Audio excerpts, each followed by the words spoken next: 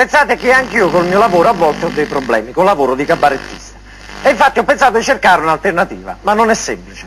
Dato che volevo rimanere sempre nel mondo dello spettacolo, ho pensato, ma metto a fu ballerini flamenco. Mi sono chiuso a casa in bagno davanti allo specchio e ho iniziato.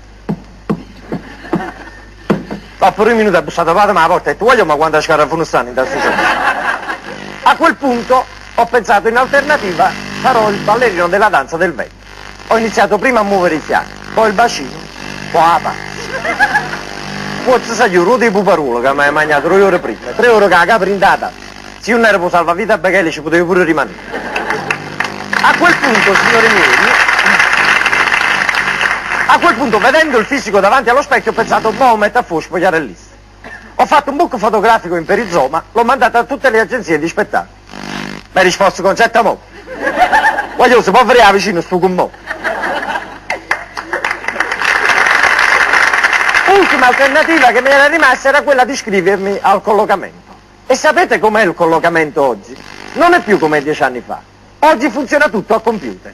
Tu scrivi le tue attitudini e il computer ti dà la risposta per il lavoro per cui sei portato. E così ho fatto. Dopo 10 minuti esce la risposta. Ti ha mangiato solo le sordi e pato. A quel punto lo sportellista ha detto, ma lei non ha un invalido in famiglia, un malato di mente, sa, sarebbe avvantaggiato per l'assegnazione del posto. Ho detto, guardate, a casa mia fortunatamente siamo tutta gente normale, tutti sani di mente. Anzi, vado di fretta, mi stanno aspettando fuori in macchina. In quel momento si è aperta la porta. È entrato mio padre, 1,5 metri, una zella tanto, un pari lento a culo e bottiglia. Mamma che luccava come una pazza che aveva tornato a casa a cucinare. Soro, un quintale e vinto con una busta di patata in mano. Ha piato posto il direttore del banco in acqua.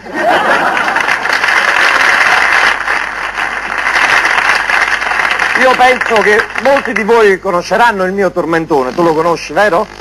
Come fa bello, tattigia e tamariggio? Ma tu conosci una Parigi? E nel tuo caso aggiungerei questo capo a topo Gigi.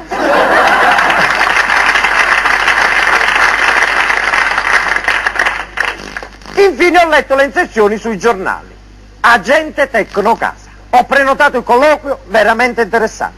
Devo essere automunito, provvedere personalmente alle spese di trasporto e ogni casa che vendo varranno 3 PC. Ma ci fatti i calcoli, un pacchetto di sigarette, un caffè? Ah già, vieni a Reggio Casette, trovo 2.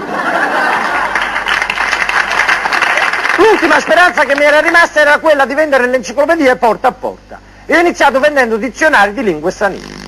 Sono andato a una casa al centro storico di Napoli, ho bussato a una porta, subito sono partito sparato. Salve, non pensa che con l'Europa Unita una signora all'avanguardia come lei debba conoscere le lingue straniere? Le piacerebbe imparare l'inglese, il francese e il tedesco in breve tempo per i suoi viaggi di affari all'estero? Mi ha risposto, voglio anche, tu mi sei cagata sotto e tengi fa solo un coppo un fuoco, passa, rimane in mano.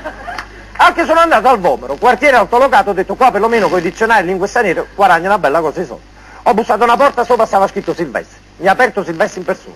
A questo punto ho cambiato tattico, ho detto salve, le posso fare una proposta interessante? Mi ha risposto prego, si accomodi. Signor Silvestri, lei che lavoro fa? Docente in lingue straniere. Sono che era napoletana cassa, giuro da un luogo fondatore. E la proposta interessante, accattatemi una bombola, se sparate. Signori, senza offesa per voi, io sono sincero, parlo in faccia.